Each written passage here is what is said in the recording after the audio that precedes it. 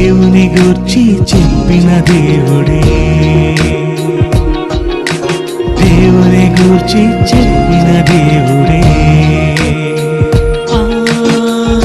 తన కొరకు ఆనాడు చెప్పాడు యేసే గదా, తన కొరకు ప్రతిరోజు చెప్పాలి నీవే గదా.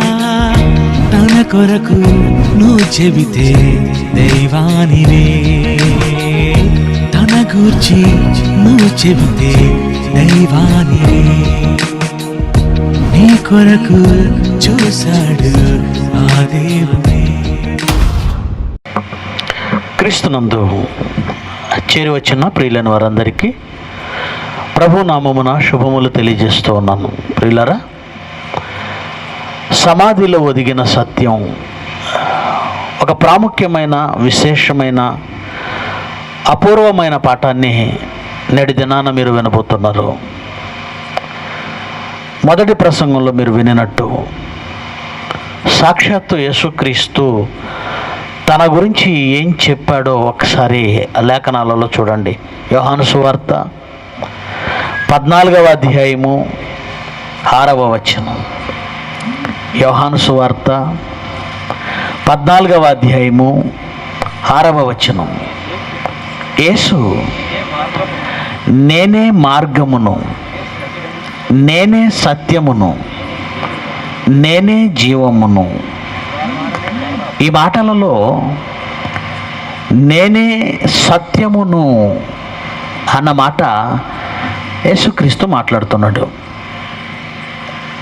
సత్యము అనగానే చాలామంది సత్యము అనగా నిజము, యథార్థము, అబద్ధము కానిది, వాస్తవమైనది, ఇలాంటి నిర్వచనాలు చెబుతూ ఉంటారు. సత్యము అంటే ఏవో చెప్తారు, నిజమండి, అబద్ధం కానిదండి, వాస్తవమైనదండి, యథార్థమైనదండి. కానీ యేసుక్రీస్తు మాట్లాడుతూ అంటున్నాడు, నేనే సత్యం, నేను సత్యం, ఆయన సత్యం. సత్యమైన క్రీస్తు సమాధిలో ఒదగడం ఏంటి? అది ప్రశ్న. సమాధిలో ఒదిగిన సత్యం, సమాధిలో ఒదిగిన సత్యం. సత్యం సమాధిలో ఒదగడం ఏమిటి? బాగా ఆలోచిద్దాం. నిన్నటి దినం నుంచి క్రైస్తవ సమాజంలో కొన్ని ప్రత్యేకమైన దినాలు ప్రారంభమయ్యాయి. నిన్నటి దినం ఏ దినమట? భస్మ బుధవారం అట. ఏ బుధవారం? ఈ ప్రాంతాల్లో మరి పేరు పెట్టి పిలుస్తారు, లేదో పిలుస్తారా? అంటే లెంట్ డేస్ నిన్నటి నుంచి ప్రారంభం. ఆ ప్రారంభ దినాన్ని భస్మ బుధవారం నిన్నటి నుంచి ప్రారంభమయ్యాయి. ఉపవాస దినాలు, లెంట్ డేస్. ఏంటి లెంట్ డేస్? ఏంటి ఉపవాస దినాలు? యేసుక్రీస్తు 2000 సంవత్సరాల క్రితం సమాధిలోనికి వెళ్ళాడు. సమాధిలోనికి వెళ్ళిన ఆయన తిరిగి 3వ దినాన్నే లేచాడు. కానీ 3వ దినమున లేచిన యేసుక్రీస్తును పట్టించుకొని క్రైస్తవ్యం సమాధిలోనికి వెళ్ళిన ఆ కార్యక్రమం గురించి ఈ 40 దినాలు ఉపవాసం ఉంటారు. ఏమండి, క్రైస్తవులు ఎలా మారిపోయారు అంటే, బైబిల్లో చాలా లేఖనాలు వ్రాయబడ్డాయి. యేసుక్రీస్తు తన బ్రతుకు కాలంలో చాలా వాస్తవాలు చెప్పాడు. అవన్నీ అర్థం చేసుకోవాలి. అర్థం చేసుకోవాలంటే చదవాలి. చదివితే సరిపోదు, పరిశోధించాలి. పరిశోధించి బాగా ఆలోచించాలి. దానికోసం ఎంతో దీక్ష కావాలి, పట్టుదల కావాలి. పట్టుదలతో, దీక్షతో ఆయన చెప్పిన మాటలను అర్థం చేసుకోవాలి. దానిని జీవితానికి ఆకళింపు చేసుకోవాలి. ఎలాగైనా దేవుని జ్ఞానమును సంపాదించాలి అని పట్టుదల ఉన్న క్రైస్తవులు లేరు. కానీ ఎవరో పితరులు, మనకంటే ముందున్న తరాల వాళ్ళు, వారు పెట్టిన ఆచారాలను, సాంప్రదాయాలను, అలవాట్లను, పద్ధతులను క్రమం తప్పకుండా తీసుకురావడంలో మాత్రం ముందున్నారు. వాస్తవాన్ని అర్థం చేసుకోవటం లేదు. కానీ చెప్పబడుతున్న లేదా ముందుగా పెట్టబడిన పద్ధతులు, క్రమాలు, వీటిని కొనసాగించడానికి ఆసక్తిని ప్రదర్శిస్తున్నారు. ఈ మధ్యకాలంలో మత ఛాందసవాదులు యేసుక్రీస్తు గురించి, బైబిల్ గురించి మాట్లాడడం ఎక్కువైపోయింది. మత ఛాందసవాదులు మాట్లాడుతూ అంటున్నారు, అందులో ఒకడు అంటున్నాడు, డిచ్కి బాబా, వాడి పేరేంటి, డిచ్కి బాబా అని ఎందుకు వచ్చింది తెలుసా? అయ్యగారి క్యారెక్టర్ బాగాలేదు. ఎవరో పాపం ఫోన్ చేయగానే ఒక లేడీ, ఒక ఆవిడ ఫోన్ చేయగానే మరి స్వామివారి బత్తిపోయింది, రక్తి వచ్చేసింది ఫోన్లోకి. ఏదేదో మాట్లాడుతున్నాడు. ఒక సాధువు, ఒక యోగి పొంగవుడిలాగా, లేదా ఒక ఎవరి దైవజ్ఞానం తెలిసిన వాళ్ళలాగా, పోని మత గ్రంథాన్ని ప్రచారం చేసే ఒక మత ప్రచారకుడిలాగా పోయింది. వల్గర్గా మాట్లాడడం ప్రారంభించాడు. ఒక స్త్రీ గొంతు అవతల నుంచి వినగానే ఫోన్లో, అది కాస్త వీళ్ళు రికార్డ్ చేశారు, యూట్యూబ్లో పెట్టారు. ఏమని పేరు పెట్టారు తెలుసా ఈ బాబాకి? డిచ్కి బాబా. ఇతని క్యారెక్టర్ సరిగా లేదు, కానీ ఏ పాపము చేయని మహనీయుడు, పవిత్రుడైన క్రీస్తు గురించి నోటికొచ్చినట్టు మాట్లాడుతున్నాడు. 3 మేకులు వేస్తే పీక్కోలేకపోయాడు మీ క్రీస్తు. అయినా దేవుడు చచ్చిపోవడం ఏంటి? దేవుడు చనిపోవడం ఏంటి? నిజంగా ఆయన దేవుడే అయితే కళ్ళెర్ర చేస్తే రోమ సైన్యం అంతా కాలిపోవాలి కదా. వాళ్ళు కొరడాలతో కొట్టడం ఏంటి, శిలువను మోయించడం ఏంటి, ఆ శిలువకు మేకులు వేయడం ఏంటి, ఆయన్ని తీసుకెళ్లి సమాధిలో పెట్టడం ఏంటి, దేవుడైతే నరులు కొడితే ఊరుకోవడం ఏంటి, ఏవేమో మాట్లాడుతున్నారు. మనం కూడా ఆలోచన చేద్దాం. నిజమే కదండి, దైవ కుమారుడు. ఆయన శిలువకు వెళ్ళక ముందే తండ్రి అయిన దేవుడు ఆయన శరీరమును మహిమ శరీరముగా మార్చేసి పరలోకానికి తీసుకెళ్ళలేడా? అలా మారదా? సమాధిలోనికి యేసుక్రీస్తు వెళ్ళకుండా, శ్రమ పడకుండా, చావులోకి వెళ్ళకుండా, సమాధిలో పెట్టబడకుండా ఆయనను ఆ శరీరముతో తండ్రి అయిన దేవుడు తీసుకువెళ్ళలేడా అంటే తీసుకువెళ్ళగలడు. ఎందుకంటే ఎలా తీసుకువెళ్ళగలడంటే, యేసుక్రీస్తు 2వ రాకడలో వచ్చినప్పుడు భూమి మీద సజీవులమై నిలిచి ఉండే మనము కొందరు ఎవరైనా ఉంటే వాళ్ళు రెప్పపాటులో ఏమైపోతారన్నాడు? మార్పు చెందుతారు. అంటే వాళ్ళు చావడం, మట్టిలోకి వెళ్ళడం ఇవన్నీ అవసరం లేదు. రెప్పపాట్లు ఏం జరుగుతుంది? మార్పు. యేసుక్రీస్తును కూడా సమాధిలోనికి పంపకుండా దేవుడు రెప్పపాట్లు మార్చేసి ఆ రోమ సైనికులకు దొరకకుండా ఏకంగా పరలోకం తీసుకెళ్ళొచ్చు. కానీ ఎందుకు యేసుక్రీస్తు సమాధిలోకి వెళ్ళాడు? ఆయన కూడా చచ్చిపోవాలా? ఆయన కూడా మరణం పొందాలా? ఆయన కూడా సమాధిలోనికి వెళ్ళాలా? అడుగుతున్నారు కదా. దేవుడైతే ఆయన చనిపోవడం ఏంటి? వాళ్ళు అడిగేది మనకెందుకు అనుకున్నారేమో క్రైస్తవులు. ఎవరు హేళన చేసినా మాకు అనవసరం అండి, మేము మాత్రం మా ఆచారాలు, సాంప్రదాయాలు, పద్ధతులు, అలవాట్లు, మూఢభక్తి మానుకోం. ఎలాంటి వాళ్ళు అంటే వీళ్ళు, యేసుక్రీస్తు ఈ భూమి మీద ఉన్నప్పుడు అండి, ఆయన సిలువ వేయబడిన కాలంలో ఆ యెరూషలేము వీధులలో ఆ బరువైన సిలువను మోస్తూ ఒక ప్రక్క రోమ సైనికులు కొరడాలతో కొడుతుంటే అప్పటికే శరీరం అంతా ఛిద్రమైపోయి రక్తము ధార కడుతుంటే చూసి గుండెలు పగిలిపోయిన ఆ బలహీనమైన లేదా సుకుమారమైన స్త్రీలు ఆయనకు జరుగుతున్న హింసను చూసి తట్టుకోలేక ఏడుస్తుంటే చూడగానే ఎవరికైనా అంతే కదండి, కళ్ళ ముందు అతి క్రూరంగా హింసిస్తుంటే తమ ప్రభువుని దుఃఖం సహించలేరు కదా. అందులోనూ స్త్రీలు మరి సుకుమారు వాళ్ళు, అంటే సున్నితమైన మనస్తత్వం కలిగిన వాళ్ళు ఏడ్చేస్తారు, ముందుగా ఏడ్చేస్తారు మగవాళ్ళ కంటే. అలా స్త్రీలు ఏడుస్తున్నప్పుడు యేసుక్రీస్తు ఏమన్నాడు ఒకసారి చూడండి. 23వ అధ్యాయం 27వ వచనం, లోకాసు వార్త 23వ అధ్యాయము 27వ వచనం.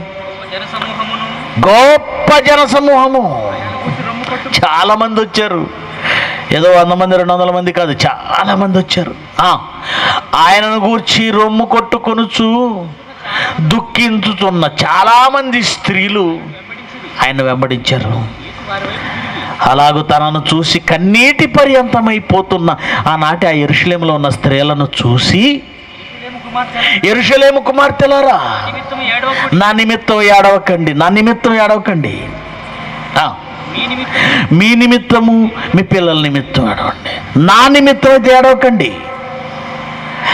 ఎందుకు 2000 సంవత్సరాల క్రితం యేసుక్రీస్తు మాట చెప్పినా ఇప్పటికీ ఏమంటే లెంట్ డేస్ అని ప్రారంభించారు. నిన్నటి నుంచి ఏం జరుగుతుందో సంఘాల్లో మీ అందరికీ తెలుసు. ఏం జరుగుతుంది? ఏడవడం, సంఘాలలో కూర్చోవడం, ఏమండి ఒకటే ఏడుపు ఏడుపు, మా కోసం చచ్చిపోయావు, మా కోసం శ్రమపడ్డావు, మా కోసం చచ్చిపోయావు. ఏడవద్దని ఆయన క్లియర్గా చెప్పాడు కదా. ఎందుకమ్మా ఏడుస్తావు? యేసుక్రీస్తు ఏడవద్దని ఎందుకన్నాడో తెలుసా? ఆయన మరణించిన 3వ దినమునే తిరిగి ఏం చేయగలడు? లేవగలడు. మరణం ఆయన బంధించి ఉంచడం అసాధ్యం కదా, బంధించి ఉంచదు కదా. 3వ దినమున తిరిగి లేస్తాడు కదా. ఎందుకు ఇంతలోనే ఏడుస్తారు? ఆయన బలహీనుడా, లేవలేడా, కనపడడా, రాడా, ఉండడా, ఇక సజీవుడు కాడా? ఆ రోజే వాళ్ళను చూసి ఏడవద్దు. సరే, వాళ్ళు కళ్ళ ముందు కనబడుతున్న దారుణాన్ని, ఘోరాన్ని చూసి ఏడుపు ఆపుకోలేకపోయారు అనుకుందాం. 2000 సంవత్సరాలు అవుతుంది చనిపోయి, తిరిగి లేచి. ఆల్రెడీ చనిపోయాడు అనుకున్నవాడు బ్రతికొస్తే ఎవడండి ఏడుస్తాడు? ఎవరైనా ఏడుస్తారా? చనిపోయాడు అనుకున్నవాడు బ్రతికొస్తే ఆనందం కదా. అలాంటిది 2000 సంవత్సరాల తర్వాత కూడా ఆయన వద్దన్నా కానీ ఏడుస్తున్నారు అంటే ఈ క్రైస్తవ్యాన్ని ఏం చేయాలి? మారండి, మారరు. ఎలాంటి అలవాట్లు ఉంటాయి అంటే, ఏమండి ఒకసారి పెళ్లి భోజనంలో కూర్చున్నామండి. పెళ్లి భోజనం చేసిన తర్వాత విస్తరాకుని బయటికి మడిచామండి. అప్పుడు వెంటనే పక్కన ఉన్న ఆయన, బాబు అది అయ్యో అలా చేయకూడదండి, ఏ బయటికి మడవకూడదండి అన్నాడు. ఏ అని అడిగాను. బయటికి మడిస్తే సంబంధం వదులుకున్నట్టండి, ఆకును లోపలికి మడిస్తే సంబంధం కలుపుకున్నట్టండి. ఆకును లోపలికి మడిస్తే సంబంధం కలుపుకున్నట్టట, బయటికి మడిస్తే వదులుకున్నట్టట. అలాగే ఒక దిన కార్యక్రమానికి వెళ్ళి భోజనం చేసామనుకోండి, క్రైస్తవులు దానికి కూడా భయపడతారులేండి, వదిలేయండి అది వీటి. ఒకవేళ దినకర్మ భోజనం చేసామనుకోండి, అప్పుడట భోజనం చేసిన తర్వాత ప్లేటు బయటికి, ఆకు బయటికి మడవాలట. ఏ లోపలికి ఎందుకు మడవకూడదు? లోపలికి మడిస్తే ఆ పోయినోడు లోపలికి వచ్చేస్తాడట. మరి ఇప్పుడు దాకా ఈ ప్లేట్లోదే తిన్నావు కదా, భోజనంలో నుంచి రాలేదు లోపలికి? ప్లేటు మడవగానే రావడం ఏంటండి? అప్పటివరకు ఆ ప్లేట్లోనే తిన్నావు కదా, మరి అందులో నుంచి వెళ్ళడా? పిచ్చి పిచ్చి ఆచారాలు, పిచ్చి ఆలోచనలు, పిచ్చి సాంప్రదాయాలు, అర్ధరహితమైనటువంటి సాంప్రదాయాలు. ఇలాంటి ఆచార వ్యవహారాలు అర్థము లేనివి, కనీసం ఆలోచించనివి, ఇలాంటివి ఎన్నో చేయటం అలవాటైపోయిన క్రైస్తవులండి. యేసుక్రీస్తు ఎందుకు సమాధిలోకి వెళ్ళాలి? ఆయన కూడా 3 దినాలు ఎందుకు ఉండాలి? తర్వాత బయటికి ఎందుకు రావాలి? అసలు ఆయన వెళ్ళవలసిన అవసరత ఏముంది అని పట్టుదలతో వాక్యాన్ని పరిశోధించి ఆయన ఎందుకు మరణించాడు ఈ సమాజానికి చెప్పవలసింది పోయి ఆచారాల్లో, సాంప్రదాయాల్లో మునిగిపోయారు. మనం ఆలోచన చేద్దామండి. ఆయన ఏడవద్దంటే ఏడవద్దంతే. అయినా ఎక్కడి నుంచి వచ్చాయండి ఈ 40 దినాల కార్యక్రమాలు? ఎక్కడి నుంచి వచ్చాయండి? ఒకసారి దేవుడు చెబుతున్నాడు చూడండి, మనుషులు ఎలాంటి కార్యక్రమాలు చేస్తారో. యెషయా గ్రంథం 29వ అధ్యాయము 13వ వచనం. యెషయా గ్రంథం 29వ అధ్యాయము 13వ వచనం చదవండి. ప్రభువు ఇలాగూ సెలవిచ్చుచున్నాడు, దేవుడు ఇలా చెబుతున్నాడు, ఈ ప్రజలు నోటి మాటతో నా యొద్దకు వచ్చుచున్నారు. నోటి మాటతో నా దగ్గరకు వస్తున్నారు, ఈ పెదవులతో నన్ను ఘనపరుచుచున్నారు, కానీ వారి హృదయము నాకు దూరంగా ఉంది. దూరం అంటే వారి హృదయము దేవుడికి దగ్గరగా లేదు, కానీ పెదవులు మాత్రం చాలా దగ్గరగా ఉన్నాయట. ఏమండి, ఎవరి దగ్గరైనా పని జరగాలనుకోండి, చాలామంది మా దగ్గరికి వస్తారు. అన్న, మీ ప్రసంగాలు చాలా బాగుంటాయి అన్న. నెంబర్ 1 ఒకటి అయింది పొగడ్డం. 2 అన్న, మీరు చాలా కష్టపడతారన్న. 2 పొగడ్డం అయింది. అన్న, ఈ మధ్యకాలంలో మీ ప్రసంగాలు అందరికంటే బాగుంటున్నాయి అన్న. 3 అయిపోయింది. ఇన్ని మాట్లాడుతున్నాడంటే డౌట్ వస్తుంది, ఏదో ఉంది అన్న. మరి నాది MBTH అయిపోయింది, నాకేదో ఒక రీసెర్చ్ సెంటర్ ఇవ్వాలి, లేదా వైస్ ప్రిన్సిపల్ అన్న చేయండి, కనీసం AITCCలో అన్న నాకు పదవి అదన్నమాట. దీన్నే అచ్చ తెలుగులో ఏమంటారంటే చల్లకొచ్చి ముంత దాచటం. ఎదురంటి వాళ్ళ ఇంటికి వెళ్ళింది అనుకోండి, ఈ పేరెంటల్ పెద్ద ఆవిడ, అక్క మీరు చాలా మంచి వాళ్ళకి ఇక్కడ ఉన్న వాళ్ళందరికంటే అంటది. అక్కడి నుంచి మొదలు, మీరు కట్టుకున్న చీర చాలా బాగుంది, మీరు కట్టుకున్నందుకు అందం వచ్చిందా లేదా చీరకి అందం వచ్చిందో తెలియదు. ఇన్ని పొగుడుతుందంటే ఆవిడ తెలివిగలదనుకోండి, అమ్మాయి ఏం కావాలి, ఉప్పా కారమా పప్పా, నాకు పని ఉంది ఏదో చెప్తే ఇచ్చి పంపిపోతాను. మనుషుల దగ్గర తమకు కావలసినవి తీసుకోవడానికి మనుషులు నేర్చుకున్న పద్ధతి పొగడడం. అలా దేవుడి దగ్గర కూడా అండి, మనుషుల దగ్గర చేసేది దేవుడి దగ్గర చేస్తారు. అంటే దేవుడు మరీ అంత అమాయకుడని, పొగిడితే పడిపోతాడని, బొత్తిగా తెలివిలేనోడని. క్రైస్తవులు ఎంచుకున్న పద్ధతి, క్రైస్తవ్యం ఏం చేస్తుంది, ఆదివారాలలో కానీ మిగిలిన దినాల్లో కానీ, చర్చిల్లో కావచ్చు, బహిరంగ సభల్లో కావచ్చు, ఏం చేస్తుంది క్రైస్తవ్యం అంటే దేవుణ్ణి స్తుతించడము అంటే పొగడడం, తర్వాత కావలసినవి అడగడం. పొగడడం, అడగడం. దీన్నే అన్నాడు, వారు పెదవులతో నన్ను గణపరచుదురు కానీ నిజంగా నన్ను ప్రేమించట్లేదు వాళ్ళు, నిజంగా నాకు ఈ హృదయంలో స్థానం ఇవ్వలేదు వాళ్ళు. పెదవులతో నన్ను గణపరచుదురు కానీ వారి హృదయము నాకు దూరంగా ఉంది అని అంటున్నాడు.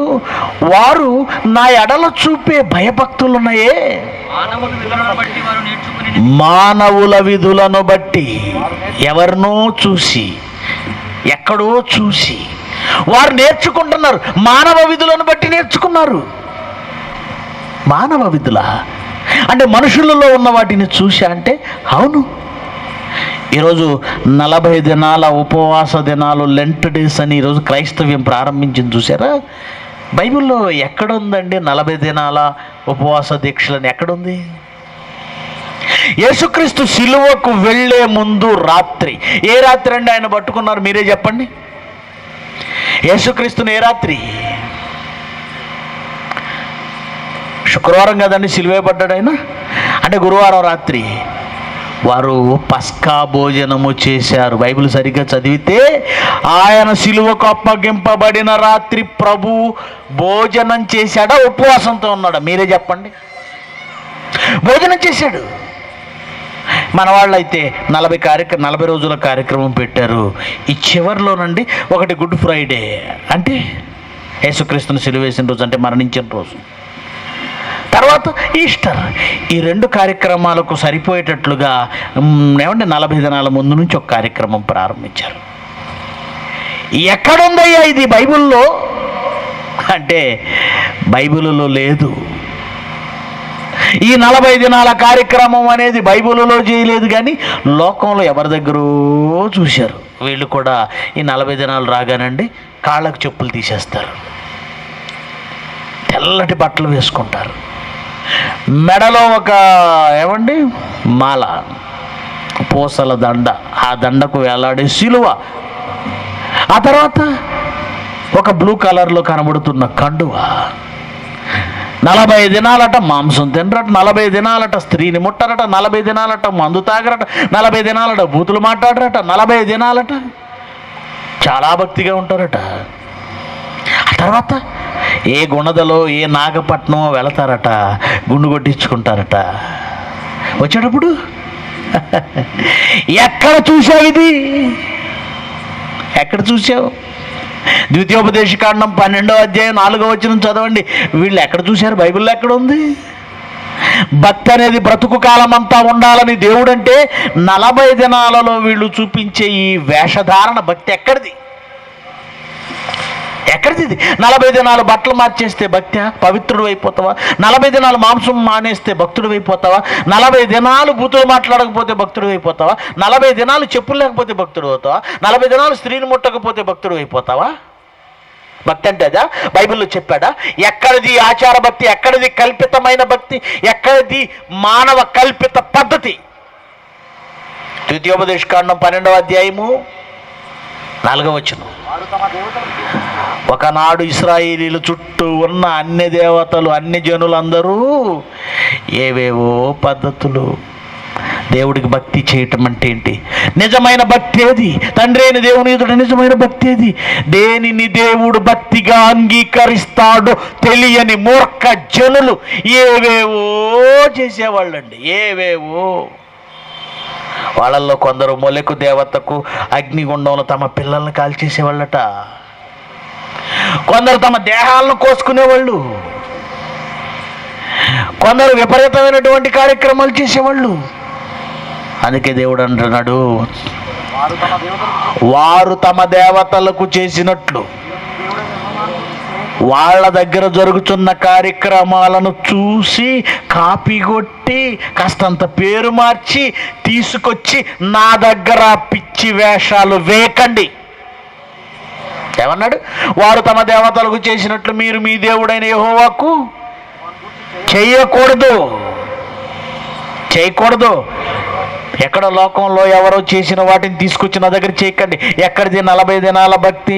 మాల ఎక్కడిది? ఏ మాలటది? యేసు మాలట. ఒక్కొక్కరు ఒక్కొక్క రంగు బట్టలు వేసుకుంటున్నారు. వాళ్ళని వేసుకొనివ్వండి. మీకు బైబిల్లో చెప్పలేదు కదా, మీరు ఎందుకు వేసుకుంటున్నారు? ఈ 40 దినాల భక్తి ఎక్కడిది? ఎక్కడిది? వారు చూపించిన భయభక్తులు, వారు యెహోవా ఎడల, వారు నా ఎడల చూపించు భయభక్తులు నేను చెప్పినవి కాదు, మానవుల విధులను బట్టి నేర్చుకున్నవి, మానవ విధులను బట్టి నేర్చుకున్నవి. దాని వలన ఆచారాలు, వ్యవహారాలు, సాంప్రదాయాలు, పద్ధతులు, పండగలు ఇలా మనిషి వెళ్ళిపోతున్నాడు. చావుందనుకోండి, ఎప్పుడైనా ఆలోచించారా ఎందుకు ఒక మనిషిని మట్టిలో పెట్టాలి?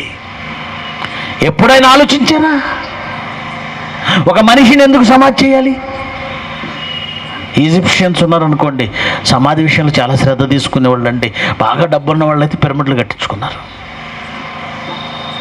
చైనీస్ ఉన్నారనుకోండి, అందులో చైనాలో ఉన్నటువంటి కొందరు జాతులు జాగ్రత్తగా శవాన్ని భద్రం చేసి ఎవ్వరూ వెళ్ళలేని ప్రదేశాలలో కొండపేటులకు వేలాడదీస్తారట.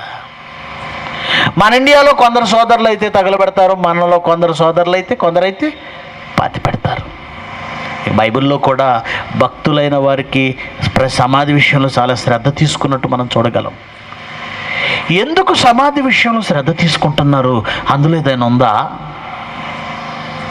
ఆలోచించాలి కదా. దానిలో ఏదైనా ఉందా?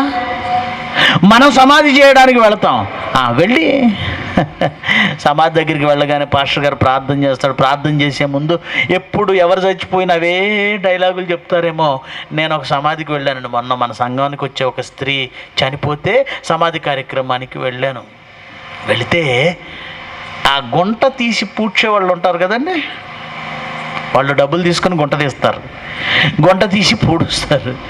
అందులో ఒక ఆయన ఫుల్గా తాగుండి, పాస్టర్ గారు అని పాస్టర్ గారిని ఆపి ఈయన రివర్స్లో వాక్యం చెప్తున్నాడు. పాస్టర్ గారికి వేరే పాస్టర్ ఉన్నాడు, ఆయన వాక్యం చెప్తుంటే ఆయన ఆపి ఏం చెప్తున్నాడు? నిజంగా చెప్తున్నాడు. దశలోనికి పత్రికలో వ్రాయబడిన మాట, నిద్రించుతున్న వారిని గురించి మీకు తెలియకుండా నాకు ఇష్టం లేదు. ప్రభు వస్తాడు, మేఘమండలం మీద మనం కొనిపోబడతాం, లేస్తాం. ఈ మాటలన్నీ పాస్టర్ గారికి చెప్తుంటే ఆయన ఆనందపడుతున్నాడు. కానీ నాకు మాత్రం అక్కడికి వెళ్ళిన ప్రతి వాళ్ళు ఇవే చెప్పటం వలన కేవలం అవే చెప్తున్నారు. అంతకు మించి ఎవరంటారు? అక్కడ 4 మాటలు అక్కడ చెప్తే ఎవరంటారు? నిజం చెప్పండి, సమాధి దగ్గర ఏడ్చేవాళ్ళు ఈ 4 మాటలు వింటారా? ఆ తాగుబోతుడికి మాత్రం అలవాటైనాయి. అంటే భయం రాలేదా? చావంటే భయం రాలేదా అతనికి? భయం రాకపోగా తిరిగి మరలా వాక్యాన్ని తన నోటితో చెబుతున్నాడు. సాతాను వాక్యాన్ని తన నోటితో చెప్పినట్టు. దిద్దుబాటు అసహ్యమైన ప్రతివాడు దేవుని వాక్యమును తన నోట వచిస్తున్నాడు ఈరోజు. ఎందుకంటే వాక్యాలను కూడా ఆచారబద్ధం చేశాం కదా. పెళ్లి దగ్గర ఏ వాక్యం చదవాలో పాస్టర్ గారికి ఒక క్లారిటీ ఉంటుంది. ఆ వాక్యం ఇంకెక్కడ చదవడు. పుట్టినరోజు దగ్గర ఏ వాక్యం చదవాలో క్లారిటీ ఉంటుంది, అది ఇంకెక్కడ ఉపయోగించడు. చావు దగ్గర ఏ వాక్యం చదవాలో క్లారిటీ ఉంటుంది. పాప మన ప్రిన్సిపల్స్లో ఒక ఆయనట పుట్టినరోజు అప్పుడు కట్టెలపై నీ శరీరం అన్నాడట. పాస్టర్ గారు ఆపో, సమయం సందర్భం ఉండక్కర్లా అన్నాడట.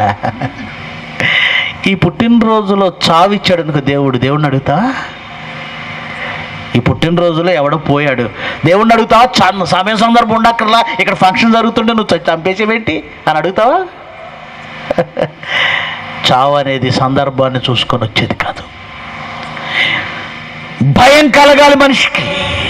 తన గమ్యం ఏంటో, ఎందుకు సమాధికి వెళ్ళాలో, ఏం జరుగుతుందో కళ్ళకు కనబడకుండా జరుగుతుంటే దాని విషయమై మనిషికి భయం కలగకుండా ఆచారాలలో ముంచారు. ఈరోజు సమాధి కార్యక్రమాలు ఎలా చేస్తున్నారో తెలుసా? ఒకసారి అండి సమాధి పెట్టెతో పాటు కోడి పిల్లను వేలగట్టి తీసుకెళ్తున్నారు. వేలాడగట్టి కోడి పిల్లని. ఎందుకండి అని అడిగాను. మంగళవారం కానీ బుధవారం కానీ చచ్చిపోతే అలా తీసుకెళ్తారండి అన్నాను. అది తీసుకెళ్ళకపోతే ఏమవుతుంది అన్నాను. ఆ మంగళవారం చచ్చిపోయినాడు వాడు ఒక్కడే వెళ్ళడండి, 10 మందిని వేసుకుని వెళ్తాడండి అన్నాను. అంటే మరి కోడి పిల్లని తీసుకెళ్తే అయిపోతుందా? అయిపోద్దట. సరే ఏం చేస్తారు చూద్దామని వెనక వెళ్ళానండి. సమాధి చేశారు ఆయన్ని. కోడి పిల్లను పట్టుకున్నాడు ఒక ఆయన. సమాధి యువతల ఈయనున్నాడు, సమాధి అవతల ఇంకొక ఆయన ఉన్నాడు. ఈ కాళ్ళు కట్టేసి ఉంచారండి. ఇటు నుంచి అటు సమాధి మీదుగా ఈ కోడి పిల్లని ఇలా విసిరితే అవతల వాడు పట్టుకొని ఇంటికి వెళ్ళి వండుకొని తిన్నాడు. ఓ సింతేనా? ఇదేంటి ఇటు నుంచి అటు విసిరాడు, వాడు పట్టుకున్నాడు, ఇంటికి వెళ్ళి తిన్నాడు. నాకు అనిపించి ఎవడో తినమరిగినోడు చేశాడు ఇటు. ఈ పద్ధతులన్నీ ఎవడు పెట్టాడు? తినమరిగినవాడు. అక్కడి నుంచి వస్తారండి. వచ్చిన తర్వాత ఫుల్గా వండుకొని తింటారు. తర్వాత ఏమండి 9వ రోజు 11వ రోజు అని దిన కార్యక్రమం పెట్టుకుంటారు. అయిపోద్దా? దిన కార్యక్రమంలో ఫుల్ భోజనాలు. మా వాళ్ళే మాకు ఆంటీ వరుస ఆవిడ చనిపోయింది, మా మిస్సెస్ తాలూకు. ఒకప్పుడండి అబ్రహాము చనిపోయిన, ఇస్సాకు చనిపోయిన, యాకోబు చనిపోయిన కొన్ని నెలల పాటు వాళ్ళు కన్నీరు. నా చిన్ననాడు కూడా మా తాతగారు చనిపోతే 91లో చనిపోయాడండి ఆయన. నెల రోజుల పైన కూడా అండి అలా ఇంటికి బంధువులు వస్తూ ఏడుస్తూ ఉంటాం. నెల రోజులైనా 2 నెలలైనా ఆ ఇళ్ళన్నీ వాతావరణం అంతా గంభీరంగా ఉండేది, దుఃఖమైనతో ఉండేది. ఇప్పుడు శవం అక్కడ ఉంది, వీళ్ళు చెట్టు కింద కూర్చొని జోకులు వేసుకుంటున్నారు. ఆ గంట సేపే ఆ ఎమోషన్స్, ఆ ఫీలింగ్స్ అయిపోయింది. నవ్వుకుంటున్నారు, తీసుకెళ్తున్నారు, సమాధిలో పెడుతున్నారు, ఇంటికి వస్తున్నారు, ఫుల్గా తింటున్నారు, ఇంకో వారానికి మళ్ళీ బిర్యానీ వేస్తున్నారు. అది కూడా అయిపోయింది. మేము వెళుతున్నామంటే అంటున్నారు వియ్యంకులు ఉండండి అంటున్నారు. దేనికన్నా? ఎవరు ఉండాలట? వియ్యంకులు ఉండాలట. దేనికి అని అడిగాను. రేపు ఉదయం వియ్యపు బంతి ఉంది. ఏ బంతి? వియ్యంకులు అంటే తెలియదా మీకు? తెలుసా తెలీదా? వియ్యంకులు అంటే వియ్యపు వారు అంటారు. అంటే విచ్చుపుచ్చుకున్నవారు పిల్లల్ని. తన కొడుకు కోడలను చేసుకుంది అనుకో, కోడలు తల్లిదండ్రులు ఏమండి, ఈ కొడుకు తల్లిదండ్రులు, వీళ్ళిద్దరిని ఏమంటారు? వియ్యపు వారు అంటారు. వియ్యమొందిన వారు అంటే పెళ్ళిళ్ళు చేసుకున్నవాళ్ళు. అలా చనిపోయిన ఆయనకో చనిపోయిన ఆవిడికో వియ్యంకులు ఎవరున్నారో వాళ్ళందరూ మరలా బిర్యానీ వండుకొని తింటారట. ఇదేంట్రా బాబు? ఇంతకీ అతడు పోయాడని బాధ, దరిద్రం వదిలిందని సంతోషమా? ఈ తిండి మీద తిండేంటి, తిండి మీద తిండేంటి? ఇలా ఆచారాలలో వాడిని సమాధిలో పెట్టి రావడమే కానీ ఎందుకు ఒక మనిషి సమాధిలోకి వెళ్ళాలి? ఒక మనిషి సమాధిలోకి వెళుతున్నా నువ్వు ఆలోచించవు, ఆచారాలు పాటిస్తావు. సాక్షాత్తు నిన్ను రక్షించే ప్రభువే సమాధిలోనికి వెళితే మళ్ళీ ఆచారాలే మొదలుపెట్టావు తప్ప ఆలోచించలేదు. అడుగుతున్నాడు సమాజంలో, బయట వాళ్ళు అడుగుతున్నారు ఏమని? యేసు ప్రభు ఎందుకు చనిపోవాలండి? మీ ప్రభు దేవుడైతే దేవుడు చచ్చిపోవడం ఏంటండి? అది మనుషులు చంపడం ఏంటండి? ఆయన ఎందుకు సమాధిలోకి వెళ్ళాలండి? ఏకంగా సిలువకు ఏమండి వాళ్ళు పట్టుకోవడానికి వచ్చినప్పుడు అలా పరలోకానికి ఎందుకు వెళ్ళలేదు? సమాధానం తెలియాలిగా, ఆలోచించాలిగా. ఎందుకంటే అజ్ఞానముగా మాటలాడు మూర్ఖుల నోరు మూయవలసిన బాధ్యత ఎవరి మీద ఉంది? మన మీద ఉందండి, క్రైస్తవుడి మీద ఉంది. అంతేకాదు, మీలో ఉన్న నిరీక్షణను గూర్చి మిమ్మును హేతువడుగు ప్రతి వానికి సాత్వికంతో భయంతో సమాధానం చెప్పడానికి నువ్వు ఎల్లప్పుడూ సిద్ధంగా ఉండాలి. ఎల్లప్పుడూ సిద్ధంగా ఉండాలి. ఈరోజు ఆలోచించాలి మీరు. సమాధిలో యేసుక్రీస్తు అనబడిన సత్యం ఒదిగిపోయింది. దీని వెనుక ఏ సత్యం ఉంది? అది మీరు ఆలోచిస్తున్నారు ఇప్పుడు. ప్రియులరా, యేసుక్రీస్తుకి మరణంలోనికి వెళ్ళి మహిమదేహాన్ని ధరించుకోవాల్సిన అవసరం ఏం లేదండి. మరణంలోకి వెళ్ళవలసిన అవసరం లేదు ఆయనకి. కానీ ఆయన బ్రతుకేంటో తెలుసా అండి? ఎందుకు వెళ్ళాడో తెలుసా? పేతురు గారు రాసిన మొదటి పత్రిక 2వ అధ్యాయము 21 చదవండి. ఎందుకు ఆయన సమాధిలోనికి వెళ్ళాడో మీకు అర్థమవుతుంది. పేతురు గారు రాసిన మొదటి పత్రిక 2వ అధ్యాయము 21వ వచనం, క్రీస్తు కూడా మీ కొరకు బాధపడి మీరు తన అడుగుజాడల యందు నడుచుకొనున్నట్లు మీకు మాదిరి ఉంచిపోయెను. తన బ్రతుకును ఎవరికి మాదిరిగా ఉంచాడట? ఏమండి, ఎప్పుడో క్రీస్తుకు పూర్వం 4000 సంవత్సరాల క్రితం ఆదామనబడిన వ్యక్తి నుంచి ప్రారంభమైన మానవ జాతి ఈ భూమి మీదకి వచ్చాక దేవుడిచ్చిన ఈ బ్రతుకును ఎలా కొనసాగించుకోవాలో బొత్తిగా తెలియకుండా పోయారు. ఆ తర్వాత ఈ బ్రతుకు ముగించి మరణంలోనికి వెళ్ళి మరణంలో జీవమును ఎలా పొందాలో, ఆ మరణంలో ఏమైతే ఈ భూమి మీద ఎలా బ్రతికితే మరణంలో నిత్య నరకం వస్తుందో తెలియక ఈ జీవితాలను ముగించేసుకుంటున్నారు. చచ్చిపోతాం కదా, అందరం చచ్చిపోతాం కదా, అందరం చనిపోతాం కదా, అందరం చనిపోతాం కదా అని ఆలోచిస్తున్నారు. కానీ మరణము చావు అనే దానిలో రెండు గొప్ప లోకాలకు, ఒకటి భయంకరమైన నరకం, రెండవది గొప్ప లోకమైన పరలోకం. ఆ 2 దారులు ఉన్నాయని అక్కడ ఏ దారిలోనికి ఎలా వెళ్ళగలమో తెలియని మనిషి ఈ భూమి మీద తన ఇష్టానుసారంగా బ్రతికి పాతాళానికి వెళ్ళిపోతుంటే ఎలా బ్రతకాలో చూపించటానికి వచ్చిన వాడు యేసుక్రీస్తు. మిషన్ కుడుతుంటారు చాలామంది స్త్రీలు. నేర్చుకునే వాళ్ళు సరిగా కొట్టలేదనుకోండి, వీళ్ళు చూపిస్తారు, ఇదిగో ఇలా కటింగ్, ఇలా కట్ చేయాలి, ఆ తర్వాత ఇలా కుట్టాలి. చూపించావు మాదిరి. అలాగే ఒక మెకానిక్ ఉన్నాడు అనుకోండి, పని నేర్చుకునే వ్యక్తికి చేసి చూపిస్తాడు, ఇదిగో ఇలా చేయాలి. ఏమండి, అలాగే ఒక మిషన్ ఆపరేట్ చేసేవాడు, ఆపరేటరు ఇలా ఆపరేట్ చేయాలని చేసి చూపిస్తాడు. డ్రైవింగ్ చేసేవాడు డ్రైవింగ్ నేర్చుకునే వాళ్ళకి చేసి చూపిస్తాడు. ఇదే మనకు తెలుసు. కానీ యేసుక్రీస్తు ఈ భూమి మీదకి ఎందుకు వచ్చాడు తెలుసా? ఇలా బ్రతకాలి అని బ్రతికి చూపించాడు. అది ఒకడు మిషన్ నేర్పుతాడు, ఒకడు పని నేర్పుతాడు, ఒకడు ఏదో నేర్పుతాడు, ఒకడు మెకానిజం నేర్పుతాడు. కానీ ఈ భూమి మీదకు యేసుక్రీస్తు వచ్చి ప్రపంచానికి ఎలా బ్రతకాలో నేర్పాడు, మాదిరి ఉంచి పోయాడు. అలా మనిషి వెళ్ళవలసిన మార్గాన్ని ముందు తాను వెళ్ళి చూపించాడు. ఎలా వెళ్ళాలి, ఇలా వెళ్ళాలి, ఇలా వెళ్ళాలి, వెళ్ళాలి. ఆ క్రమంలోనే ఆయన సమాధిలోకి వెళ్ళాడు. ఎందుకు వెళ్ళాడంటే ఆ తర్వాత మనుషులందరూ సమాధిలోకి వెళుతున్నారు కదా, అందుకు ఆయన వెళ్ళాడు. ఒక ఉదాహరణ చెప్తాను, ఇక్కడ మీరు జాగ్రత్తగా ఆలోచించండి. వర్షాకాలం రోడ్లు సరిగా లేనప్పుడు, గుంటలుగా ఉన్నప్పుడు నీళ్ళు ఎక్కువ నిలబడతాయండి. చిన్నపిల్లలను పట్టుకొని మనం వెళుతున్నాం అనుకోండి, ఆ నీళ్లు గుంట ఎక్కువగా ఉండే నీళ్ళు అలా ఉన్నాయి. ఆ రోడ్డు పక్కన ఎక్కడో కొంచెం పొడిగా ఉంది, అది తిరిగి రావాలి. మనం పెద్దవాళ్ళం, ఇక్కడ నుంచి అలా అవతలకు అంగవేసి దూకేయగలం. కానీ మనతో ఉన్నవాళ్ళు ఎవరు? చిన్నపిల్లలు. మన పెద్దవాళ్ళం కనుక మనం దూకగలం, కానీ వీళ్ళు చిన్నపిల్లలు కనుక దూకలేరు. అప్పుడు ఏం చేస్తాం? వాళ్ళు చేయి పట్టుకొని అటు కాదు నాన్న ఇటు రండి అని ఈ ప్రక్కగా పొడి నేల ఉన్న అలా రోడ్డు ప్రక్కగా అలా తిరిగి వస్తాం. వాస్తవానికి మనకు అవసరత లేదు, పక్కగా వెళ్ళి తిరిగి వచ్చే అవసరత మనకు లేదు. కానీ మనతో పాటు ఉన్న ఈ పిల్లలను నడిపించాలి కనుక మనం కూడా ఏం చేస్తాం?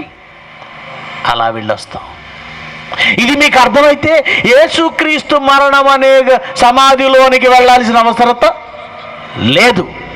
కానీ మన బ్రతుకులు సమాధిలోకి వెళుతున్నాయి కదా, అవేమవుతాయో చూపించాలంటే ఈయన కూడా వెళ్ళి చూపించి మనకు మాదిరి ఉంచి అప్పుడు వెళ్ళిపోయాడు. ఆయన సమాధిలోకి వెళ్ళింది మనకేదో నేర్పించటానికా? అవును. ఎందుకు సమాధిలోనికే వెళ్ళాలి? అక్కడ ఏమైనా ఉందా? ఏమైనా జరుగుతుందా? ఏదో ఉంది, ఏదో జరుగుతుంది. అదేంటో మనం తెలుసుకోవాలి. ఏంటది అని కాస్తంత ఆలోచిస్తే, యేసుక్రీస్తు మరణించిన రోజున ఒక విశేషమైన సంగతి జరిగిందండి. మత్తయి సువార్త 27వ అధ్యాయము 50వ వచనం. యేసుక్రీస్తు మరణించిన దినమున ఒక విశేషమైన సంఘటన, అపూర్వం, అంతకు ముందెన్నడూ జరగనిది, ఆ తర్వాత ఇంకెప్పుడూ జరగనిది ఒకటి జరిగింది. ఏంటది? 50వ వచనం, 27వ అధ్యాయం 50వ వచనం. యేసు మరలా బిగ్గరగా కేకవేసి ప్రాణం విడిచాడు. అప్పుడు దేవాలయపు తెర పైనుంచి క్రిందికి రెండుగా చినిగింది. భూమి వణికింది, అంటే భూకంపం. బండలు బద్దలాయను. బండలు అనగానే చిన్ని మన మీద నేల మీద కనబడే రాళ్ళు అనుకోకండి, కొండలు. కొన్ని ప్రాంతాల్లో కొండలను ఏమంటారు? బండలు అంటారు. బండలు బద్దలాయనంటే పర్వతాలు బద్దలైపోయాయి. సమాధులు తెరవబడ్డాయి. నిద్రించిన అనేక మంది పరిశుద్ధుల శరీరాలు లేచాయి. అప్పటికి చాలామంది పరిశుద్ధులు చనిపోయారు కదా. నోవహు కావచ్చు, యోనా కావచ్చు, అబ్రహాం కావచ్చు, మోషే కావచ్చు, ఇస్సాకు కావచ్చు, యాకోబు కావచ్చు, దావీదు కావచ్చు, పరిశుద్ధులు ఉన్నారు. అదే పట్టణం? యెరూషలేం పట్టణం అండి. ఏ పట్టణం గురించి చెప్తున్నాడు? యెరూషలేం. ఆ యెరూషలేములో ఎంతమంది నీతిమంతులు మరణించి సమాధి చేయబడ్డారు. యేసుక్రీస్తు మరణించిన దినానట పరిశుద్ధుల శరీరాలు, నిద్రించిన అనేక మంది పరిశుద్ధుల శరీరాలు సమాధులను చీల్చుకొని బయటకు వచ్చేట. ఏమంటే మీకు ఇలా చెప్తే అర్థం కాదండి, చాలా స్తబ్దుగా ఉన్నారు. ఎప్పుడైనా మనం అనుభవిస్తేనే మనకు అర్థమవుతుంది. ఈ మీటింగ్ అయిపోయిన తర్వాత మీరు ఇంటికి వెళ్ళగానే, ఒక 20 ఏళ్ల క్రితం చనిపోయిన ఆయన మంచం వేసుకొని మీ ఇంట్లో కూర్చొని రామ్మ సువార్తమ్మ అన్నాడు అనుకోండి. మొన్నే 5 నెలల క్రితం చనిపోయిన ఆవిడ కూర్చొని రామ్మ సువార్తమ్మ రామ్మ. మీ పేటలోకి వెళ్ళగానే మొత్తం వాళ్ళే కనపడుతున్నారు. బుధవారం పేటలో వాళ్ళే, బంగారుపేటలో వాళ్ళే, సాయిబాబా నగర్లో వాళ్ళే, తర్వాత అదేంటండి జోహరాపురంలో వాళ్ళే. మీరు మీటింగ్ నుంచి ఇంటికి వెళ్ళగానే అందరు చనిపోయిన వాళ్ళు లేచి కూర్చున్నారు అనుకోండి, మీరు వెంటనే మళ్ళీ ఈ దగ్గర ఉండుకొచ్చి అయ్యగారు ఇంకోసేపు వాక్యం చెప్పండి, నైట్ అంతా చెప్పండి, మేము నైట్కి ఇంటికి వెళ్ళాం. ఇంటికి వెళ్తారా? ఒక్కసారి ఈ కర్నూలు పట్టణం అంతా ఏమైపోతుందో మీరు ఆలోచించండి. మరణించిన వాళ్ళంతా ఒక్కసారి ఈ నైట్ వచ్చి అందరికీ కనపడితే, బాబోయ్, ఘోష, గొల్లు, గొడవ, రభస. మీడియా వాళ్ళంతా ఇక్కడే ఉంటారు. అవునా? ఉంటారా? ఉండరా? పోనీ ఒక గంట 2 గంటల సేపు వాళ్ళు భయపడతారు. ఒక గంట తర్వాత అయినా వస్తారా కెమెరాలు పట్టుకొని? సార్ ఏంటి సార్ మీరు 20 ఏళ్ల క్రితం చనిపోయారట, ఈ బతికి రావడం ఏంటి సార్, ఏం జరిగింది సార్ అడుగుతారా? అడగరా? కంగారు. ఒక్కసారి మీ వాళ్ళు చనిపోయిన వాళ్ళు, మా తాత 91లో చనిపోయాడు, మా నాయనమ్మ ఒక 5 ఏళ్ల క్రితం చనిపోయింది, మా చెల్లెలు కూడా చనిపోయింది, సూసైడ్ అంటున్నారులేండి, మర్డర్ అంటున్నారు, ఏదో బాబాయ్ కూతురు. నేను ఇంటికి వెళ్ళేసరికి వాళ్ళందరూ వచ్చి కూర్చున్నారు. నాకు ఎలా ఉంటుంది? మీరు ఒకసారి అలా ఊహించుకోండి. మీ వాళ్ళు ఎవరు, మీకు ఇష్టమైన వాళ్ళు ఎవరు చనిపోయి ఉంటారు కదా, మీరు ఇంటికి వెళ్ళేసరికి వాళ్ళు వస్తే ఎలా ఉంటుందో ఆలోచించండి. ఒకనాడు అదే జరిగింది. పుస్తకాల్లో చదివేస్తే మీకు ఏం అర్థం కాదు కదా. ఒక్కసారి ఆ ప్లేస్లో మీరుంటే ఎలా ఉంటుందో ఊహించుకోండి. యేసుక్రీస్తు మరణించినప్పుడట అనేక మంది పరిశుద్ధుల శరీరాలు ఎక్కడి నుంచి లేచాయి? సమాధుల్లో నుంచి లేచి, సమాధుల్లో నుంచి బయటికి వచ్చి, ఆయన లేచిన తర్వాత ఆ పట్టణంలో ప్రవేశించి పరిశుద్ధ పట్టణం అంటే వాళ్ళకి ఆ రోజు యెరూషలేము. పరిశుద్ధ పట్టణంలో ప్రవేశించి అనేకులకు అగపడిరి. ఏమండి, ఎప్పుడైనా ఆలోచించారా అసలు ఇది ఎందుకు జరగాలి? ఇది ఎందుకు జరిగింది? ఎందుకు జరగాలి? ఎప్పుడైనా ఆలోచించారా? ఏమండి, యేసుక్రీస్తు మరణించి తిరిగి లేచాడు అని నువ్వు నేనేదో చెబితే ఈ ప్రపంచం నమ్మదండి. ఈ ప్రపంచం అంత ఈజీగా నమ్మదు.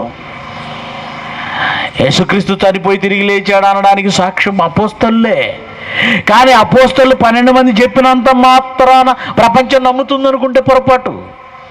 ఆ రోజు సమాధుల్లో నుంచి లేచిన పరిశుద్ధులందరూ వచ్చి ఊరిలో కనబడితే 1 గంట 2 గంటలు పారిపోతారు, గలిబిలవుతుంది. తర్వాత అయినా మెల్లగా వచ్చి వాళ్ళను తాకి నిదానంగా మాట్లాడతారు. మాట్లాడినప్పుడు ఏం మాట్లాడతారు, ఎలా మాట్లాడతారు ఒకసారి ఊహించండి. ఏంటి పెద్దయినా, ఏంటి తాతయ్య, ఇది ఎలా జరిగింది, మీరు రావడం ఏంటి అసలు విషయం? ఊరంతా అలాగే ఉన్నారు, ఊరంతా గొడవగా ఉంది, ఊరంతా చనిపోయిన వాళ్ళు వచ్చారు, అసలు ఏంటిదంతా అంటే వాళ్ళు మాట్లాడడం ప్రారంభిస్తారు. పిచ్చి వాళ్ళారా, మేము ఎవరి కోసం లేచామో తెలుసా? ఎందుకు లేచామో తెలుసా? మీరు సిలువ వేసి చంపిన ఆయన ఎవరు అనుకుంటున్నారు? మా ప్రభు, మీ ప్రభు.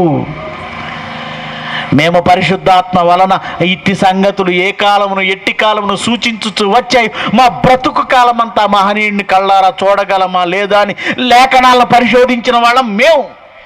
మీరేం చేశారు? చంపేశారు. మీరు చంపేశారు.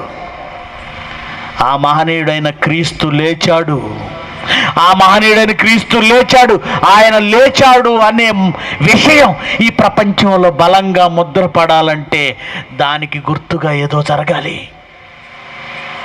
ఆయన లేచాడు అన్న విషయం, ఆయన లేచిన దినం ఈ ప్రపంచంలో బలంగా ముద్రపడాలంటే ఇంకేదో బలమైన సంఘటన జరగాలి. మొదటి ప్రసంగంలో అన్నారు కదా, ఆయన ఒక్కడు లేచాడని శిష్యులు చెప్తే ఏమంటారట? వీళ్ళు ఎక్కడో శవాన్ని దాచేసి లేచాడని చెప్తారు. వంచకుడు, ఆయనే వంచకుడు, ఆయన్ని వెంబడించిన వీళ్ళు పెద్ద వంచకులు. కానీ ఇప్పుడు కాదనలేకపోతున్నారు. ఇది యెరూషలేములోనో ఎక్కడో ఒక మారుమూల ప్రాంతంలో జరిగిన సంఘటన కాదు, ఇది జరగలేదని ఎవడు చెప్పజాలడు అని ఆ రోజు ప్రపంచం అంతా గుప్పమంది. ఇంకా చెప్పాలంటే సీజర్ చక్రవర్తి సైతం, క్రైస్తవ్యాన్ని నాశనం చేయాలనుకున్న సీజర్ చక్రవర్తులు సైతం అదే క్రీస్తుని అంగీకరించగలిగారు. అంటే యేసుక్రీస్తు తిరిగి లేచిన దినమున ప్రపంచమంతా గగురు పొడిచేలా, ఒళ్ళు గగురు పొడిచేలా, బెత్తరపోయేలా, ఆ ప్రపంచమంతా విస్మయం పొందేలా యెరూషలేములో దేవుడు జరిగించింది. సమాధులలో నుండి పరిశుద్ధులైన వారిని లేపాడు. అంతేకాదండి, అపోస్తుల కార్యాలు 1వ అధ్యాయం 3వ వచనం నుంచి చదవండి. అపోస్తుల కార్యాలు 1వ అధ్యాయం 3వ వచనం నుంచి. యోహాను ఏమండి, అపోస్తుల కార్యాలు 1వ అధ్యాయము. ఆయన శ్రమ పడిన తరువాత, అక్కడి నుంచి చదవండి. ఆయన శ్రమ పడిన తరువాత అంటే మరణించి తిరిగి లేచిన తర్వాత ఎన్ని దినముల వరకు? 40. ఏమండి, యేసుక్రీస్తు లేచిన తర్వాత కూడా పరలోకం వెళ్ళకుండా ఇంకా ఎన్ని రోజులు ఉన్నాడు ఇక్కడ? 40 days, 40. ఎందుకండి, ఎందుకున్నాడు తెలుసా? అసలు ఆయన గనక లేచిన వెంటనే శిష్యుల దగ్గరికి వచ్చి పేతురు, యోహాను, యాకోబు, అంద్రెయ, ఫిలిప్పు, తోమా, మత్తయి, లేవి, తద్దయి, అల్ఫై కుమారుడగు యాకోబు, ఇలా 12 మందిని పిలిచేసి, నేను లేచాను, తోమా ఒకసారి నువ్వు వచ్చిన గాయాల్లో వేడిపెట్టి చూడు, పేతురు ఒకసారి చూడు, మీరందరూ చూడండి, నేను లేచాను, నేను సజీవుణ్ణి, ఓకే బాయ్, నేను వెళ్తున్నాను తండ్రి దగ్గరికి, బాయ్, టాటా అని ఒక్కరోజు ఒక్క పూట కనబడి వెళ్ళిపోతే ఏమయ్యేదో తెలుసా? వాళ్ళే ఇది కళ నిజమా డౌట్లో ఉండిపోయేవాళ్ళు. ఒక పూట ఆయన వాళ్ళకు కనబడి వెళితే వాళ్ళే డౌట్లో ఉండిపోయేవాళ్ళు, ఇది కళ నిజమా? వాళ్ళ కళ నిజమా? వాళ్లకు నమ్మకం కలిగించడానికి 40 దినాలు వాళ్ళ మధ్య ఉండి అనేక ప్రమాణములు చూపి తన్ను తాను సజీవునిగా కనబరుచుకున్నాడు. అనేక ప్రమాణములు చూపి ఏం చేశాడు? తనను తాను. అంటే 40 దినాలు ఎందుకున్నాడంటే 1 కాదు 2 కాదు, ఎన్నో ఎన్నో ఎన్నో ఎన్నో రుజువులు ఆధారాలు, ఎవిడెన్సెస్, విట్నెస్, అన్ని రుజువులు వాళ్ళకి ఇచ్చాడు గనకనే మరలా శాస్త్రుల పరిశీలన దగ్గరికి వెళ్ళినప్పుడు మీరు మమ్మల్ని చంపుతారా? చంపుకోండి, కానీ మా దేవుని గురించి మేము కన్న వాటిని విన్న వాటిని ప్రకటించకుండా ఉండలేం. శాస్త్రం ఏమండి, సైనికులు వచ్చేసి క్రీస్తుని పట్టుకోగానే పారిపోయిన వీళ్ళు అంత ధైర్యంగా ఎదిరించారంటే తాను చనిపోయి తిరిగి లేచానని ఎన్ని రుజువులు ఇచ్చాడో, వాళ్ళ మనసులో ఎంత బలమైన ముద్ర వేశాడో. అంతేకాదు అనేక మంది పరిశుద్ధుల శరీరాలు లేచి యెరూషలేములో అనేక మంది కనబడడంతో యేసుక్రీస్తు మరణించి తిరిగి లేచాడన్న విషయం బలంగా ఆ రోజు ప్రపంచంలో ముద్రపడింది. ఊరికే ఆయన శకపురుషుడిగా పెట్టలేదు, ఒక బలమైన సంఘటన ఆ రోజు జరిగించాడు దేవుడు. ఆ రోజే భూకంపం రావడం ఏంటి, బండలు బద్దలైపోవడం ఏంటి, దేవాలయపు తెరకు చినగడం ఏంటి, సమాధుల్లో ఉన్న వాళ్ళు తిరిగి, ఏంటా సత్యం, ఏం ఒదిగింది, ఏంటా సత్యం? ఆ సత్యం ఏంటో చూస్తారు ఒకసారి. యెషయా గ్రంథం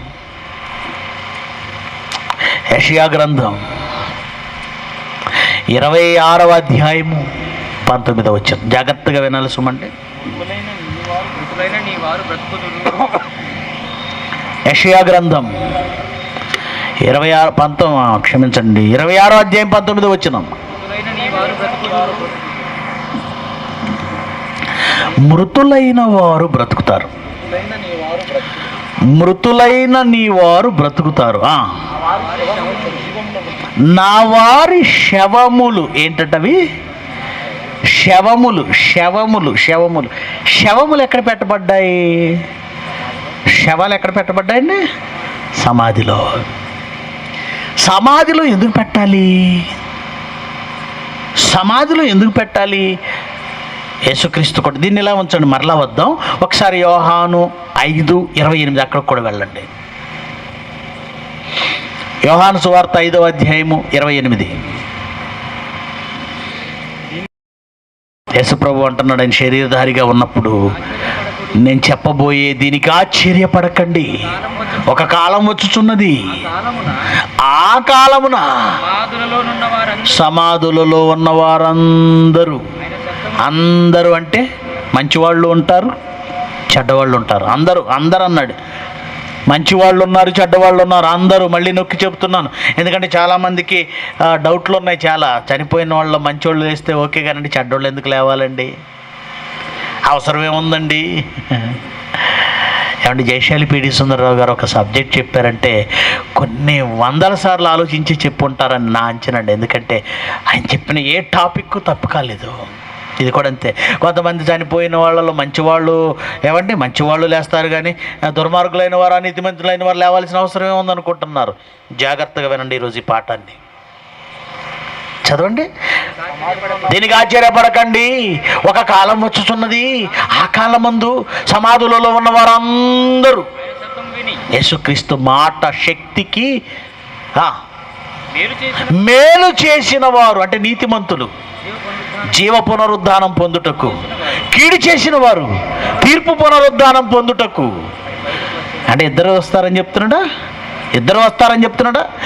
వీళ్ళేమో మేలు చేసిన వాళ్ళు జీవ పునరుద్ధానం పొందడానికి, పాపం చేసిన వాళ్ళు లేదా కీడు చేసిన వాళ్ళు తీర్పు అనే పునరుద్ధానం పొందడానికి బయటికి వచ్చేదరు. ఎక్కడి నుంచి? సమాధులలో నుంచి. సమాధులలో నుంచి రావడం ఏంటండి? ఒక శవాన్ని సమాధిలో పెడితే ఓ నెల, పోనీ 2 నెలల తర్వాత చూస్తే ఎముకల గూడు తప్ప ఈ అందమైన చర్మము లేదు, గోళ్ళు లేవు, వెంట్రుకలు లేవు, కళ్ళు లేవు, పెదవులు లేవు, అందమైన ఈ రూపం లేదు, మాంసం లేదు, నరములు లేవు, ఓన్లీ ఎముకలే.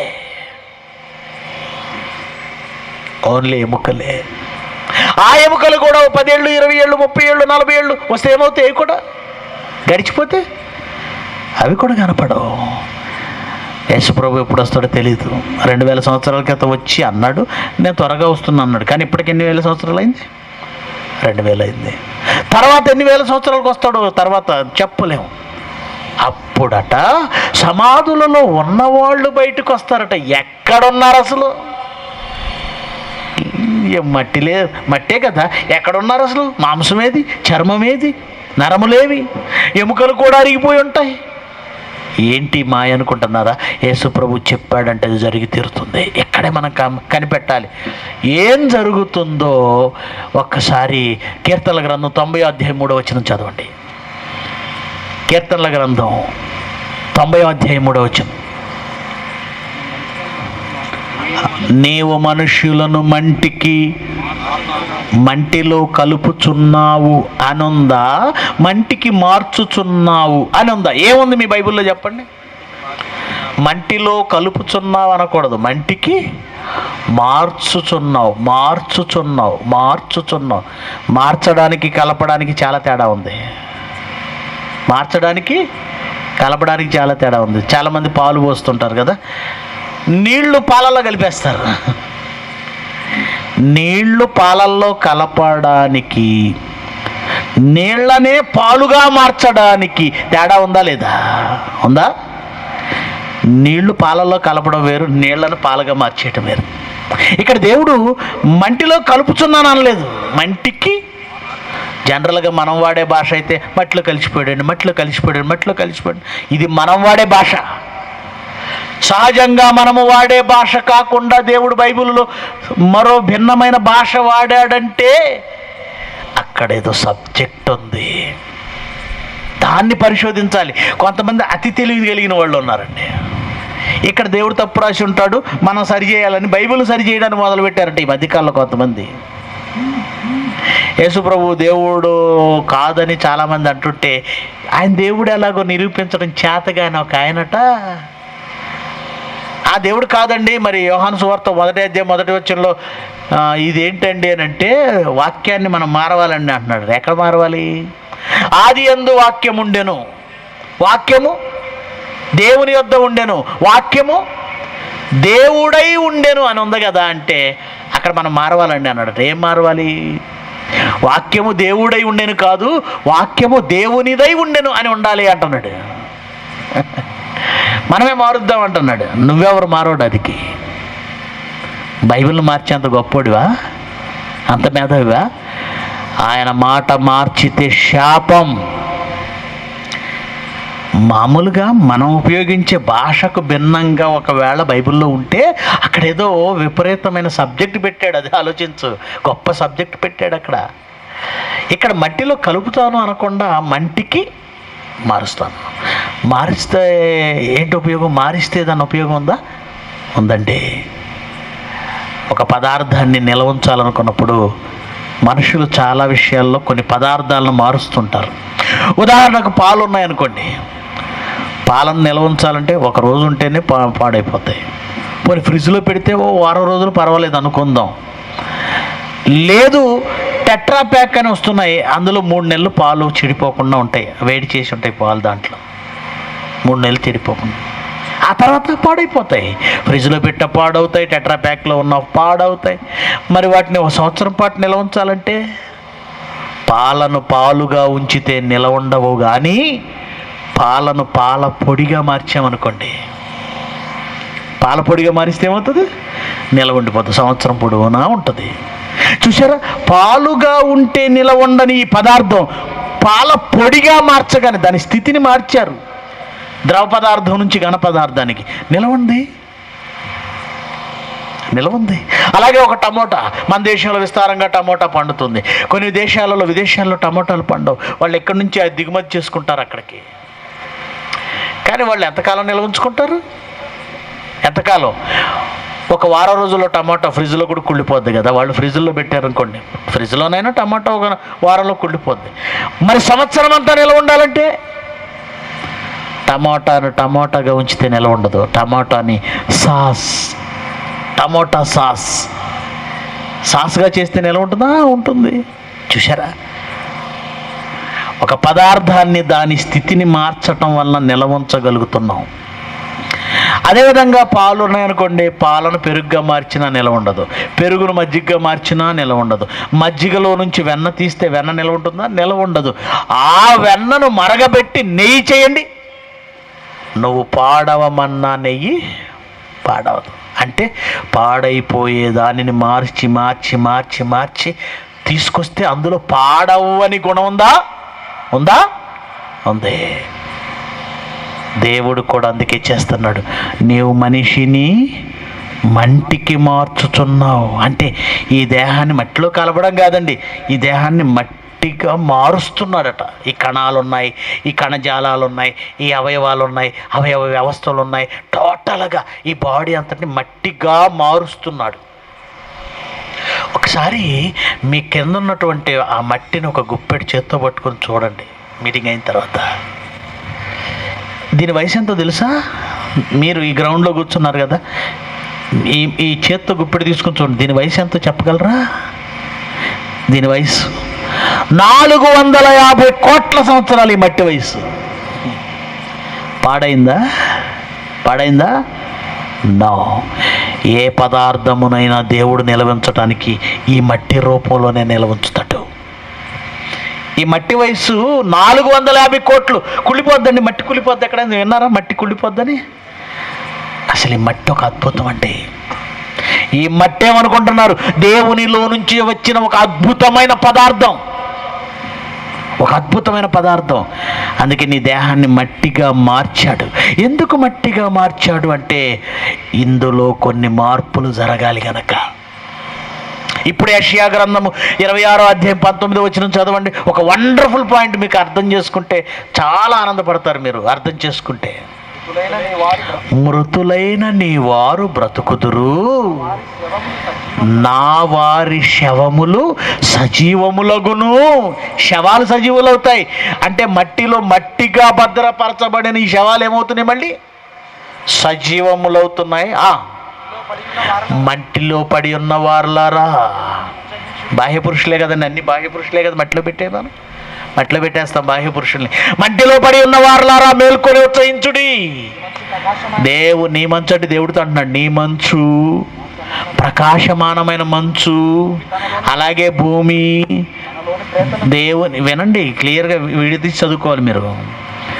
దేవుని మంచు భూమి తనలోని ప్రేతలను సజీవులుగా చేయును.